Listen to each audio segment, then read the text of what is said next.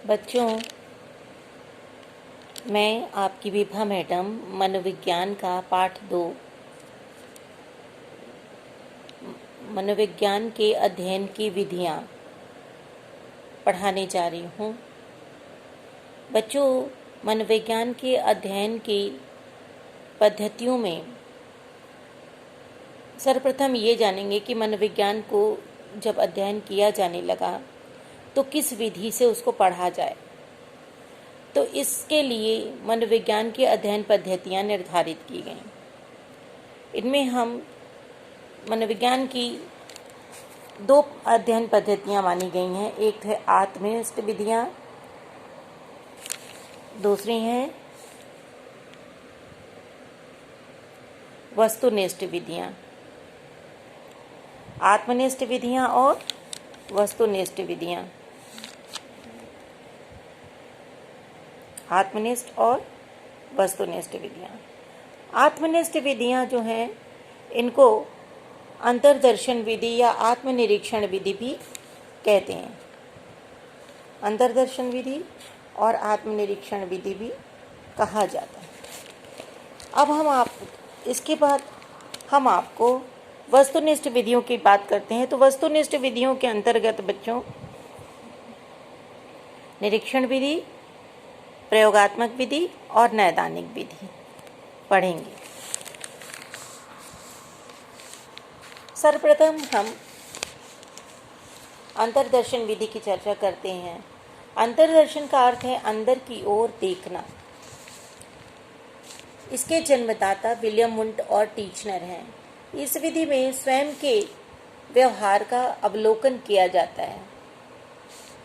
यह मनोविज्ञान की सबसे प्राचीन विधि मानी जाती है। इसे आत्मनिरीक्षण विधि भी कहा जाता है। इसमें व्यक्ति स्वयं की मानसिक क्रियाओं और प्रक्रियाओं का अध्ययन करता है। अंतर्दर्शन विधि में सबसे बड़ी खास बात है कि यह व्यक्तिगत विधि है। इसमें व्यक्ति स्वयं अपना निरीक्षण या अध्ययन करता है। यह एक मनोवैज्ञानिक विधि है। इस विधि में किसी भी प्रकार के यंत्र की आवश्यकता नहीं होती है। यह स्वतः ही व्यक्ति अपने मानसिक प्रक्रियाओं का, व्यवहारों का अध्ययन करता है। इसमें मानसिक अवस्थाओं व क्रियाओं का विश्लेषण करती है। ये जो पद्धति है, इसमें मानसिक क्रियाओं और प्रक्रियाओं का विश्लेषण करती है। जॉन लॉक महोदय ने आत्मनिरीक्षण विधि में मस्तिष्क के द्वारा अपनी क्रियाओं का स्वयं निरीक्षण किया जाता है। जॉन लॉक महोदय ने कहा कि आत्मनिरीक्षण विधि में मस्तिष्क द्वारा अपनी क्रियाओं और प्रक्रियाओं का स्वतः ही स्वयं निरीक्षण किया जाता है। एक बात मैंने प्रारंभ में आपको बताना था बच्चों कि अंतर्दर्शन का अर्थ है अंदर की ओर देखना। इसके जन्मदाता कौन थे? विलियम वुंट और टीचनर महोदय।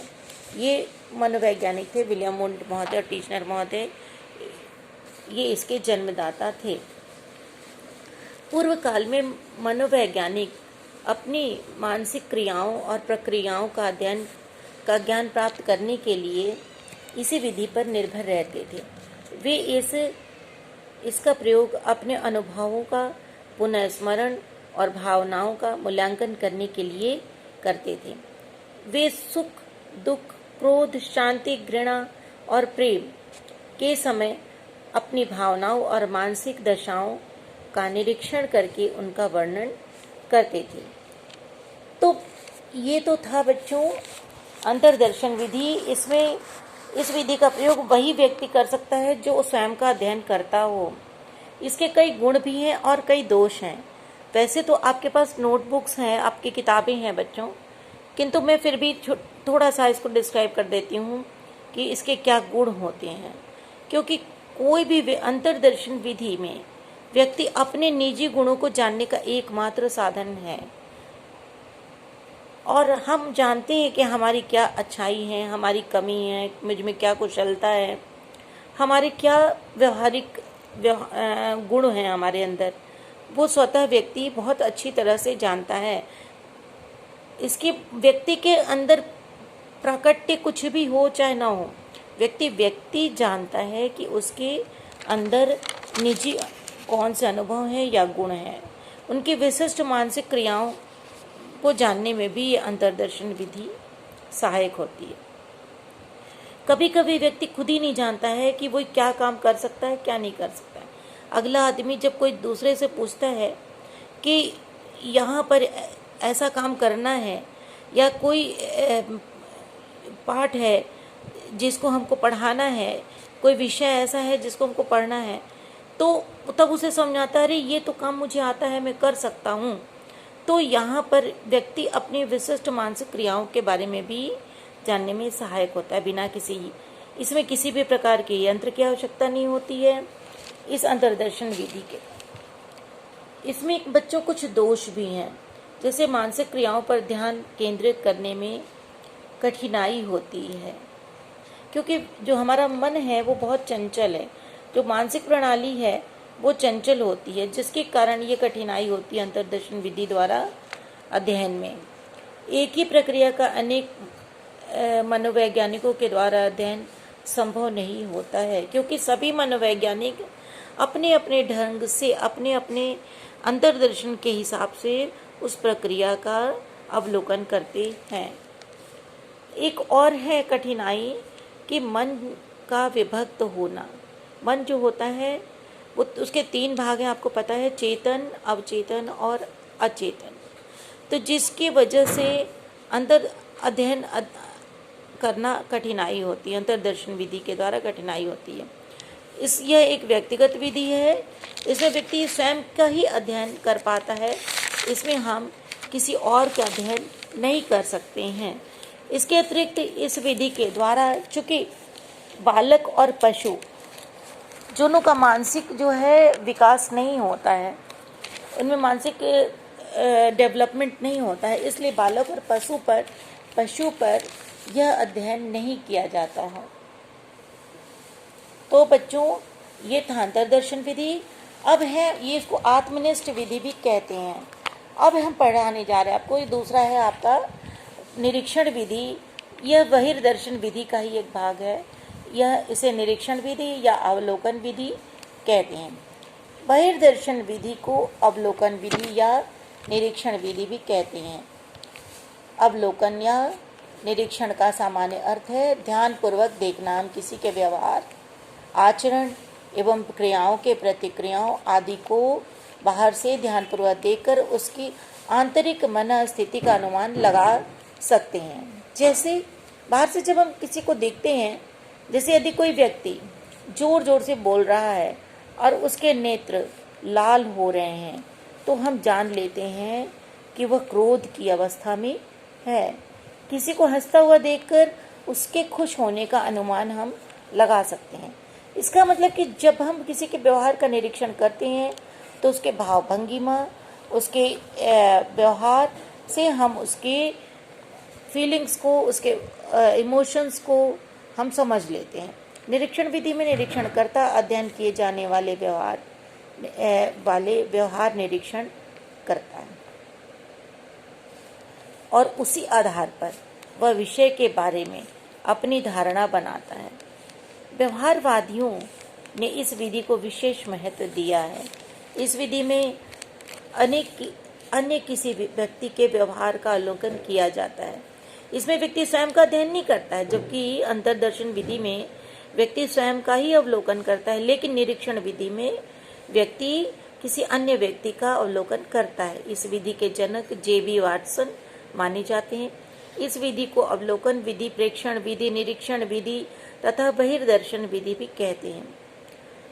इसकी कुछ मुख्य विशेषताएं हैं बच्चों कि प्राणियों के व्यवहार का अध्ययन किसी विशेष परिस्थिति में किया जाता है तो वह उसे हम निरीक्षण विधि कहते हैं। सामाजिक संबंध, जन्म, जात, गुण, समूह आदि के रूपों में निरीक्षण होता है। निरीक्षण में समाज क्या है, इसका समाज के साथ संबंध क्या है, जन्म के समय व्यक्ति में कौन से गुण समूह हैं, आदि आदि, समय के साथ उनमें क्या परिवर्तन है, इन सभी बातों का अध्ययन समय और वातावरण के परिप्रेक्ष्य में किया जाता है। अगला है बच्चों नैदानिक विधि। नैदानिक विधि भी वस्तुनिष्ठ विधि के अंतर ही आता है। किसी की समस्या का निपटारा करते हैं इसे व्यक्तिगत अध्ययन विधि या केस विधि भी कहते हैं। इसमें व्यक्ति के मानसिक रोग, कोई भी व्यक्ति है उसकी क्या मानसिक समस्या है, उसके कोई रोग हो है, कोई प्रॉब्लम है, उसी का हम अध्ययन करते हैं। जैसा कि नाम से लगता है, नैदानिक विधि। जो बीमार हो तो सबसे पहले किसी भी बीमार व्यक्ति का अगर हमें उपचार करना है तो सबसे पहले हम उसके कारण को जानना चाहते हैं। इसमें व्यक्ति के रोग की समस्या का अध्ययन करते हैं, उसके कारणों को समझते हैं, उसकी क्या समस्या है या रोग क्या है। यह अध्ययन व्यक्तिगत अध्ययन कहलाता है, क्योंकि इसमें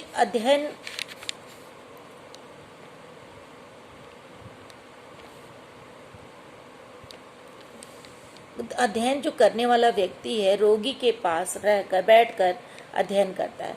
उस व्यक्ति के रोग के पहचान करके उसका निदान करते हैं, यानी उपचार करते हैं। इसलिए इसे नैदानिक विधि कहते हैं। व्यक्तिगत विधि में एक अध्ययन विधि है साक्षात्कार विधि। तो ये जो था व्यक्तिगत विधि में ही आता था नैदानिक विधि, कि जब किसी समस्याग्रस्त रोगी की समस्या को और उसकी मानसिक प्रक्रियाओं और व्यवहारों का अध्ययन क्रमबद्ध ढंग से हम करते हैं तो उसे हम नैदानिक विधि कहते हैं। नैदानिक विधि के अंदर साक्षात्कार विधि भी है, क्योंकि जब किसी रोगी का हम कारण और समस्या समझते हैं, उसके मानसिक और प्रक्रियाओं और व्यवहारों का जब अध्ययन करते हैं तो उसके साथ साक्षात्कार सब जुड़ जाता है। जो अध्ययन करता होता है उस व्यक्ति के पास बैठता है और उससे बात करता है। तो इसके अंतर्गत साक्षात्कार विधि भी आता है, जब दो या दो से अधिक लोगों के द्वारा किसी विशेष उद्देश्य से आमने सामने बैठकर की गई बातचीत को साक्षात्कार विधि कहते हैं। डेजिन महोदय ने साक्षात्कार विधि को स्पष्ट करते हुए समझाते हुए कहा है कि साक्षात्कार आमने सामने किया गया संवादोचित आदान प्रदान है, यानी कि दो व्यक्तियों में बातचीत होती है, आदान प्रदान होता है, कोई कुछ पूछता है, दूसरा बताता है, जहाँ एक व्यक्ति दूसरे व्यक्ति से सूचनाएं प्राप्त करता है बातचीत के द्वारा।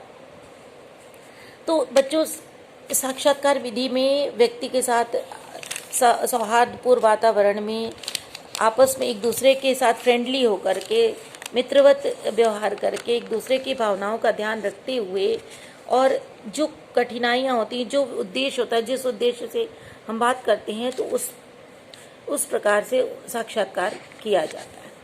साक्षात्कार विधि भी कई प्रकार की हैं, जैसे ये 7 प्रकार के हैं। नैदानिक साक्षात्कार इसे कहते क्योंकि किसी विशेष विषय पर जब व्यक्ति से बातचीत की जाती है तो उसे हम गहन साक्षात्कार कहलाता है। जैसे किसी के मन में क्या बात है वो बता नहीं रहा है और उसे कठिनाई हो रही है, उसे रोग हो रहा है, तो उसके अंदर की जो भीतर, उसके भीतर घुसकर एक तरह से समझिए, उसके अंदर तक जाना और उसके अंदर के भीतर उनके कष्ट, संघर्ष, उसके दुख, परेशानी, उसकी हर चीज़ें जो उसको तकलीफ दे रही हैं, उसको हमको उसके बाहर निकालना होता है।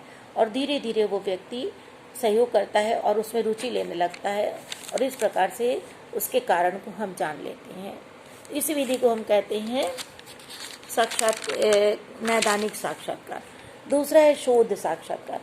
शोध साक्षात्कार का मतलब होता है किसी विषय पर ज्ञान प्राप्त करने के लिए विस्तृत रूप से जानकारी प्राप्त करना। अगर हमें डॉक्टर बनना है या मुझे इंजीनियर बनना है या मुझे वैज्ञानिक बनना है तो हम चाहेंगे कि इस विषय में हम ज़्यादा से ज़्यादा जानकारी प्राप्त कर लें, क्योंकि उस विषय में क्या होता है उसके हमें कोई जानकारी नहीं है।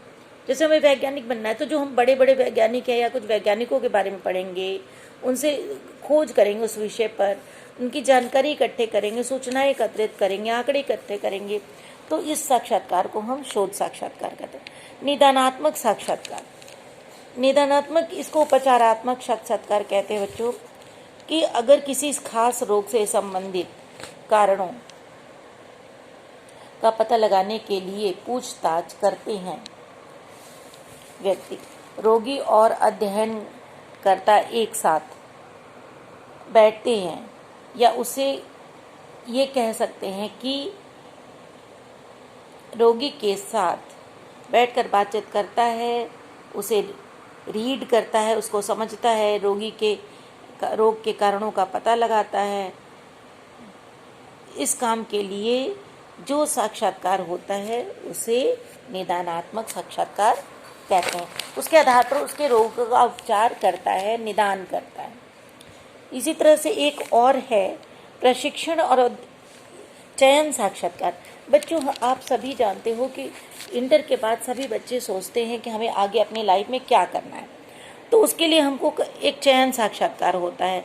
जैसे उद्योगों में या नौकरी के लिए जब हम जाते हैं या उद्योगों में कार्य करने के लिए हमको श्रमिकों को और लोगों को चयन करना होता है, तो उस वक्त अभ्यर्थी और जो व्यक्ति है चयनकर्ता होते हैं, वो मिल करके आपस में अभ्यर्थी की योग्यता, उसकी कुशलता, उसकी व्यवहारिक ज्ञान, सारी बातों का पता लगाते हैं।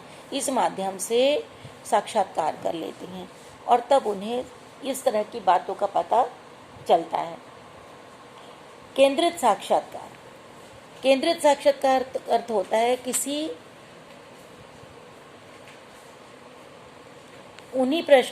भी व्यक्ति से उन्हीं प्रश्नों को पूछा जाए जिसमें पहले कोई घटना देखी गई हो, यानी किसी विषय पर केंद्रित।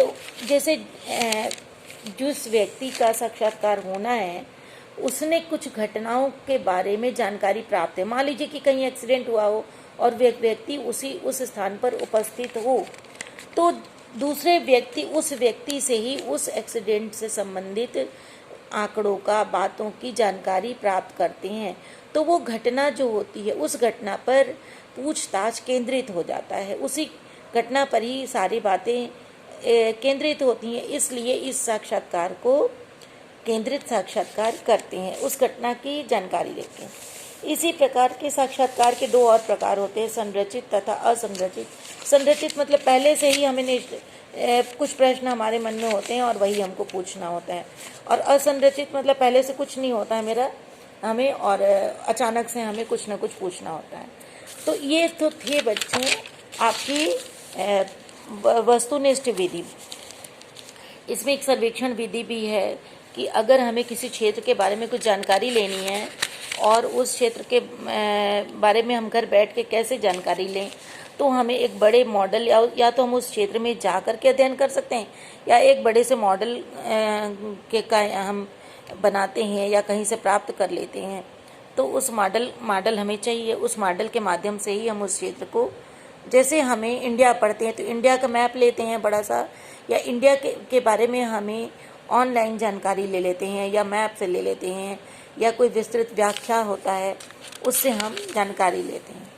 तो बच्चों, ये था वस्तुनिष्ठ विधि। इसमें एक विधि नहीं है, प्रयोगात्मक विधि, क्योंकि ये प्रयोगात्मक विधि हम आपको विस्तार में पढ़ाना चाहते हैं, तो इसको हम अगले वीडियो में आपको भेजेंगे। तो बच्चों, इस पर निर्धारित कुछ प्रश्न हैं जो आपको करने हैं, वो आप नोट कर लीजिएगा कि मनोविज्ञान के अध्ययन की कौन कौन सी विधियां हैं। अंतर्दर्शन विधि का विस्तार पूर्वक वर्णन कीजिए। तो दूसरा प्रश्न है निरीक्षण विधि का के गुण और दोषों का विस्तार से चर्चा कीजिए। एक प्रश्न आगे बनता है कि नैदानिक विधि किस प्रकार मनोविज्ञान के अध्ययन को प्रभावित करती है, या नैदानिक विधि के गुण दोषों की चर्चा कीजिए। नैदानिक विधि क्या है, उसके गुण दोष क्या है। ठीक है बच्चों, धन्यवाद।